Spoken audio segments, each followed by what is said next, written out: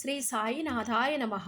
శ్రీ సాయి సచ్చరిత్రము 12వ అధ్యాయము. శ్రీ సాయి లీలలు, కాకా మహాజని, దుమాల్ ప్లీడరు, నిమోన్కర్ భార్య, ములే శాస్త్రి, రామభక్తుడైన ఒక డాక్టరు మొదలైన వారి అనుభవములు. శిష్టులను రక్షించుటకు, దుష్టులను శిక్షించుటకు భగవంతుడు అవతరించెదరనియు సంగతి పూర్వమాధ్యాయముల్లోనూ తెలుసుకున్నాము. కానీ సద్గురుమూర్తుల కర్తవ్యము దానికి భిన్నమైనది. వారికి మంచివాడును చెడ్డవాడును ఒకటే.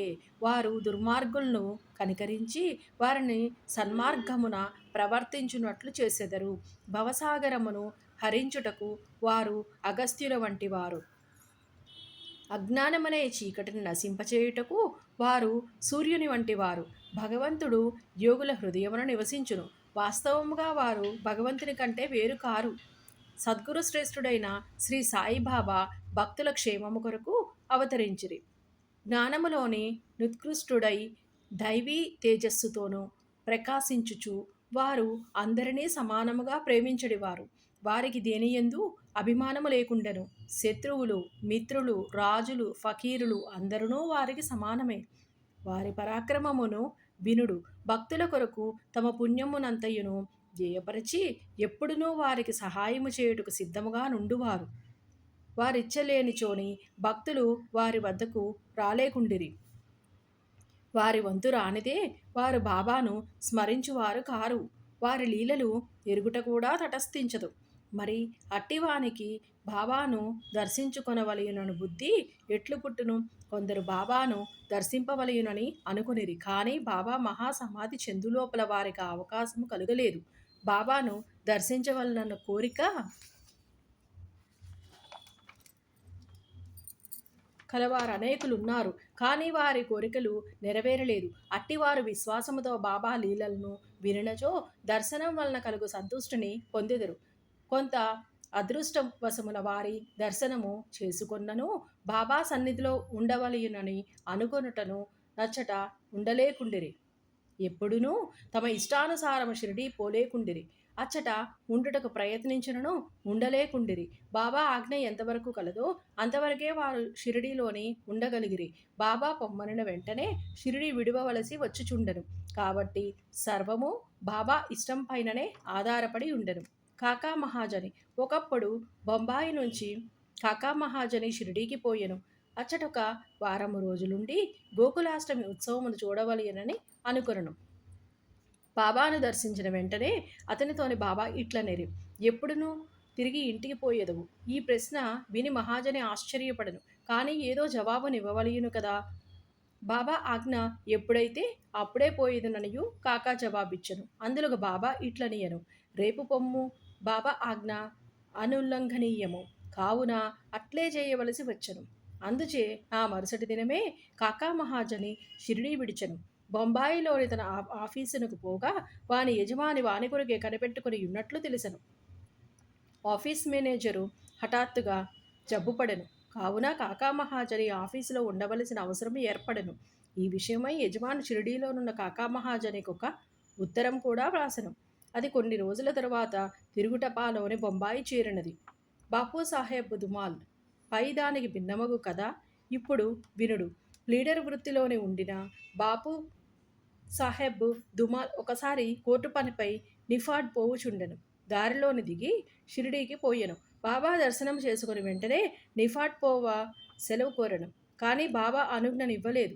షిరిడీలోనే ఇంకొక వారము రోజులు ఉండనట్లు చేశాను. ఆ తరువాత అతడు బాబా వద్ద సెలవు పొంది నిఫాడ్ చేరగా అక్కడ మెజిస్ట్రేటుకు కడుపు నొప్పి వచ్చి కేసు వాయిదా పడననియూ తెలిసెను. తరువాత ఆ కేసు విచారణ కొన్ని నెలల వరకునూ సాగెను. 4 మెజిస్ట్రేటులు దానిని విచారించిన తుట్టతుదకు దుమాల్ దానిని గెలిచెను. అతడు కక్షిదారు విడుదలయ్యెను. నిమోన్కర్ భార్య నిమోన్ గ్రామ పతనుదారును గౌరవ మెజిస్ట్రేటును అగు నానాసాహెబ్ నిమోన్కరు తన భార్యతోని షిరిడీలోని కొంతకాలం ఉండెను. ఆ దంపతులు తమ సమయమునంతయును మసీదులోనే గడుపుచూ బాబా సేవ చేయుచుండిరి. బేలాపూరులోని ఉన్న వారి కుమారుడు జబ్బుపడినట్లు కబురు వచ్చెను. బేలాపూరు పోయి తన కుమారుని అక్కడున్న తమ బంధువులను చూచి అక్కడ కొన్ని దినములుండవలెననియు తల్లి అనుకొనును. కానీ బేలాపూరు పోయి ఆ మరుసటి దినమునకే షిరిడీ తిరిగి రావలెననియు భర్త చెప్పెను. ఆమె సందిగ్ధంలోని పడిన ఏమీ చేయుటకు తోచలేదు. ఆమె దైవమైన శ్రీ సాయినాథుడే ఆమెనప్పుడు ఆదుకొనెను. బేలాపూరుకు పోవుటకు ముందు ఆమె బాబా దర్శనమునకై వెళ్ళెను. అప్పుడు బాబా సాటేవాడ ముందర నానాసాహెబ్ మొదలగు వారితోనే ఉండెను. ఆమె బాబా వద్దకు పోయి సాష్టాంగ నమస్కారం చేసి బేలాపూరు పోవుటకు అనుమతి నిమ్మనయు కోరెను. అప్పుడు బాబా ఆమెతోని ఇట్లు చెప్పెను. వెళ్ళుము, ఆలస్యము చేయవద్దు. హాయిగా బేలాపూరులో 4 రోజులుండి రా. నీ బంధువులందరినీ చూచి నింపాదుగా షిరిడీకి రమ్ము. బాబా మాటలెంత సమయానుకూలముగా నుండెనో గమనించుడు. నిమోన్కర్ ఆదేశమునకు బాబా ఆజ్ఞ రద్దు చేసెను. నాసిక్ నివాసియగు ములే శాస్త్రి. ములే శాస్త్రి పూర్వాచార పరాయణుడైన బ్రాహ్మణుడు. నాసిక్ నివాసి. ఆయన షట్శాస్త్ర పారంగతుడు. జ్యోతిష సాముద్రిక శాస్త్రములలోని దిట్ట. అతడు నాగాపూరుకు చెందిన కోటీశ్వరుడు బాపూసాహెబ్ బూటీని కలుసుకొనుటకు షిరిడీకి వచ్చెను. బూటీని చూచిన పిదప బాబా దర్శనమునకై మసీదుకు పోయెను. బాబా తన డబ్బుతోని మామిడి పండ్లను కొన్ని ఫలాహారపు వస్తువులను కొని మసీదులోనున్న వారందరికీ పంచిపెట్టుచుండెను.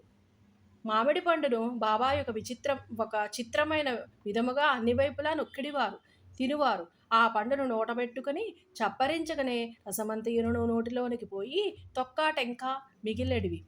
అరటి పండ్ల నొలచి గుజ్జును భక్తులకు పంచిపెట్టి తొక్కలు బాబా తమ వద్ద ఉంచుకొనుడివారు. ములే శాస్త్రి సాముద్రికము తెలిసిన వాడొకటచే పరీక్షించుటకై బాబాను చేయి చాచుడని అడిగాను. బాబా దానిని అసలు పట్టించుకొనక 4 అరటి పండ్లు అతని చేతిలోని పెట్టిరి. తరువాత అందరూ వాడా చేరిరి. ములే శాస్త్రి స్నానము చేసి మడిబట్టలు కట్టుకొని అగ్నిహోత్రము మొదలైనవి ఆచరించుటకు మొదలెడను. బాబా మామూలుగానే లెండి తోటకు బయలుదేరను. మార్గమధ్యమున బాబా హఠాత్తుగా గేరు ఎర్ర రంగు తయారుగు నుంచుడు. ఈనాడు కాషాయ వస్త్రమును ధరించెదను అని అనను. ఆ మాటలెవరికినీ బోధపడలేదు. కొంతసేపటికి బాబా లెండి తోట నుంచి తిరిగి వచ్చెను. మధ్యాహ్న హారతి కొరకు సర్వమును సిద్ధమయ్యను. మధ్యాహ్న హారతికి తనతోని వచ్చెదరా అని ములేశాస్త్రిని బూటి అడిగెను. సాయంకాలం బాబా దర్శనం చేసుకొనేదననియు శాస్త్రి బదులు చెప్పెను. అంతలోనే బాబా తన ఆసనంపై కూర్చుండెను. భక్తులు వారికి నమస్కరించిరి. హారతి ప్రారంభమయ్యను. బాబా నాసిక్ బ్రాహ్మణుని వద్ద నుంచి దక్షిణ తెమ్మనను. బూటీ స్వయముగా దక్షిణ తెచ్చుటకై పోయెను. బాబా ఆజ్ఞ అతనికి చెప్పగానే అతడు ఆశ్చర్యపడెను. తనలోను తానిట్లు అనుకొనెను. నేను అగ్నిహోత్రిని, బాబా గొప్ప మహాత్ముడే కావచ్చును, కానీ నేను ఆయన ఆశ్రితుడును కానే. వారికి నేనెందుకు దక్షిణ ఇయ్యవలయును? సాయిబాబా అంతటి మహాత్ముడు బూటీ వంటి సంపన్నుని ద్వారా దక్షిణ అడుగుటచే అతడు కాదనలేకపోయెను. తన అనుష్ఠానమును మధ్యలోనే ఆపి బూటీతోని మసీదునకు బయలుదేరను. మడితోని ఉన్న తాను మసీదులో అడుగిడిన బయలుపడి పోవుదుననియూ భావించి మసీదు బయటే దూరంగా నిలబడి బాబాపై పువ్వులను విసిరెను. హఠాత్తుగా బాబా స్థానములో నిగదించిన తమ గురువును గోలప్ స్వామి కూర్చుని ఉండెను. అతడు ఆశ్చర్యపోయెను. అది కళ నిజమా అని సందేహపడెను. తనను తాను గిల్లుకొని మళ్ళీ చూచెను. తాను పూర్తి జాగ్రత్తావస్థలోనే ఉన్నాడు. భ్రాంతి అగుటకు వీలు లేదు. అయినచో ఏనాడో గతించిన తన గురువచ్చటకెట్లు వచ్చును? అతనికి నోట మాట రాకుండెను. తుదకు సందిగ్ధములన్నీయును విడిచిపెట్టి మసీదులోని ప్రవేశించి తన గురువు పాదములపై పడి లేచి చేతులు జోడించి నిలువబడెను. తక్కిన వారందరూ బాబా హారతి పాడుచుండగా ములే శాస్త్రి తన గురునామమునుచ్చరించుచుండెను.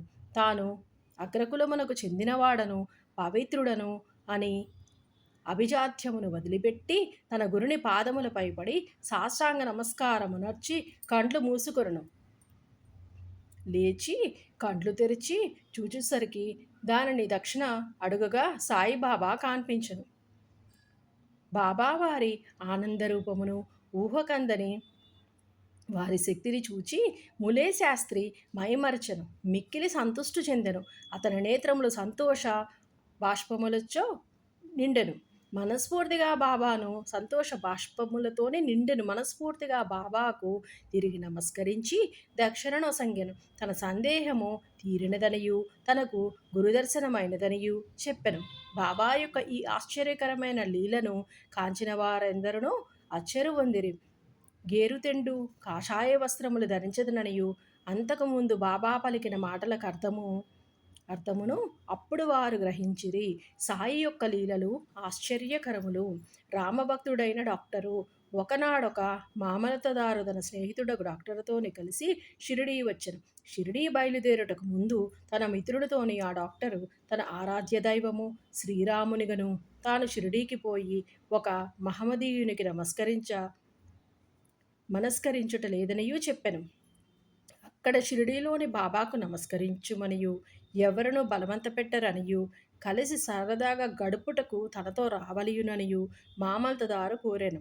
దానికి ఆ డాక్టరు సమ్మతించెను. తిరిగి షిరిడీ చేరి బాబాను చూచుటకు వారు మసీదునకు పోయిరి. అందరికంటే ముందు డాక్టరు బాబాకు నమస్కరించుట చూచి అందరూ ఆశ్చర్యపడిరి. తన మనోనిశ్చయమును మార్చుకొని ఒక మహమ్మదీయునికెట్లు నమస్కరించితివని అందరూ అడిగిరి. తన ఇష్టదైవముకు శ్రీరాముడు ఆ గద్దపైన తనకు కనిపించుటచే వారి పాదములపై పడి సాష్టాంగ నమస్కారము నర్చితుననియు డాక్టర్ బదులిడెను. అతడట్లనే తిరిగి చూడగా అక్కడ సాయిబాబానే కనిపించెను. ఏమీ తోచక అతడు ఇది స్వప్నమా ఏమి, వారు మహమ్మదీయుడగుట ఎట్లు, వారు గొప్ప యోగ సంపన్నులైన అవతార పురుషులు అని నుడివెను. ఆ మరుసటి దినమే డాక్టర్ ఏదో దీక్ష వహించి ఉపవాసం ఉండెను.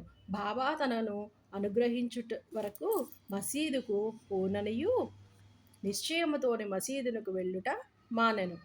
ఇట్లు 3 రోజులు గడిచెను. 4వ దినమున తన ప్రియ స్నేహితుడొకడు ఖాందేశ్ నుంచి రాగా వానితో కలిసి మసీదులోని బాబా దర్శనమునకై తప్పక మసీదునకు పోవలసి వచ్చెను. బాబాకు నమస్కరించగానే బాబా అతనితోని ఎవరైనా వచ్చి నిన్నిక్కడకు రమ్మని పిలిచితిరా, ఏమి ఇట్లు వచ్చితివి అని ప్రశ్నించెను. ఆ ప్రశ్న డాక్టర్ మనసును కదిలించెను. ఆనాటి రాత్రియే నిద్రలోనే అతనికి గొప్ప ఆధ్యాత్మికానుభూతి కలిగి అనిర్వచనీయమైన ఆనందాన్ని ఆనాటి రాత్రియే నిద్రలో అతనికి గొప్ప ఆధ్యాత్మికానుభూతి కలిగి అనిర్వచనీయమైన ఆనందాన్ని అనుభవించెను. ఆ తర్వాత అతడు తన ఊరికి పోయినను ఆ ఆనందానుభూతి 15 దినముల వరకు అట్లనే ఉండని. ఈ ప్రకారముగా అతనికి సాయిబాబా యందు భక్తి అనేక రెట్లు వృద్ధి పొందెను. పై కథల వలన, ముఖ్యముగా ములే శాస్త్రి కథ వలన నేర్చుకున్న నీతి ఏమనగా, మనము తన గురువునందే అనన్యమైన నిశ్చల విశ్వాసముంచవలెను. వచ్చే అధ్యాయములోని మరికొన్ని సాయి లీలలు చెప్పెదము. 12వ అధ్యాయము సంపూర్ణము. సద్గురు శ్రీ సాయి నాథార్పణమస్తు. శుభం భవతు.